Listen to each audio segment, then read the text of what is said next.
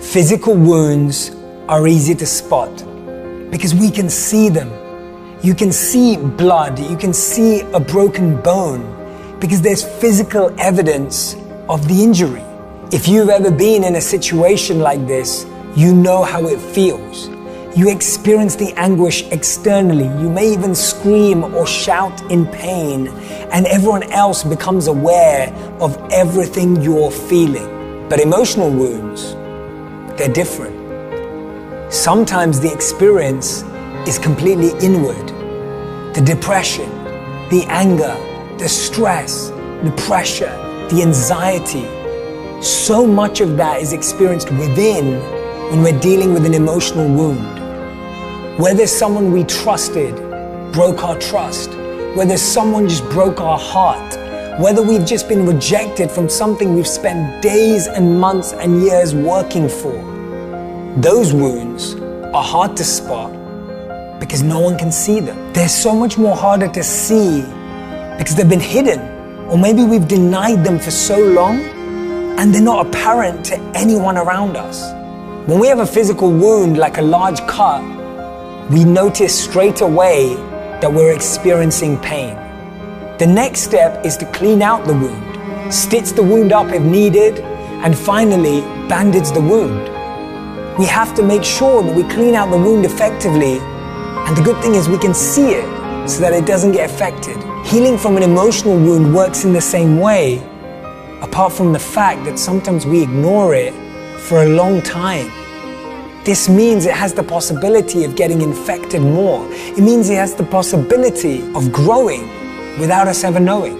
Emotional wounds are just not as obvious as blood pouring out of our bodies, but they have familiar signs. It could be the death of a loved one. It could be abuse from our partners. It could be a car accident, a divorce, or an unexpected situation in our life. The common signs of emotional wounds are depression, anxiety, isolation, and the loss of determination. Realizing you're wounded is step one.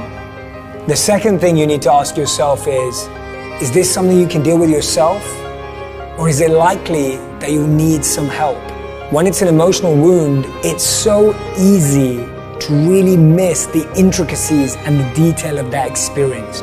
We have to really live through it again. We have to really assess and become aware of every part of the challenge.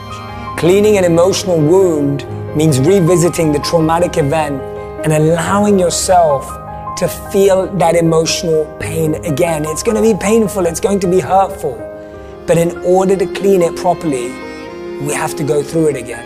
And sometimes we know that physical wounds require stitching. When we're physically hurt, it's obvious whether we need help or not.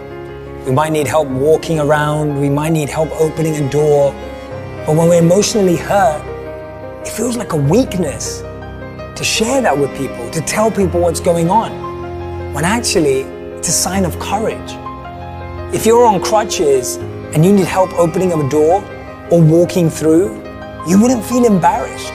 You know you need to ask for it. An emotional wound is exactly the same. There's no need for us to feel embarrassed or less worthy if we need some support in our lives. It's a sign of courage. And when we have a physical wound, we immediately go to the doctor. We'd immediately go to the hospital. You would waste no time in taking that step. But sometimes with an emotional wound, we wait days, months, sometimes even years before we approach anyone. Bandaging your wound is the last step. Emotionally speaking, bandaging your wound takes time. It includes forgiveness, acceptance, and letting go. This is the longest part of the healing process. Just as a physical wound may leave a scar, the emotional wound can leave an internal scar. We can't expect it to just disappear just because we couldn't see it in the first place. The point I'm trying to make is, we have to treat our emotional wounds with the same care and attention, if not more, than our physical wounds. We have to become more aware and knowing how we feel and the people we can share that with, because it's up to us to monitor how we're healing. Don't be mad at yourself if it takes time to heal. feel every part of their wound, and work through it.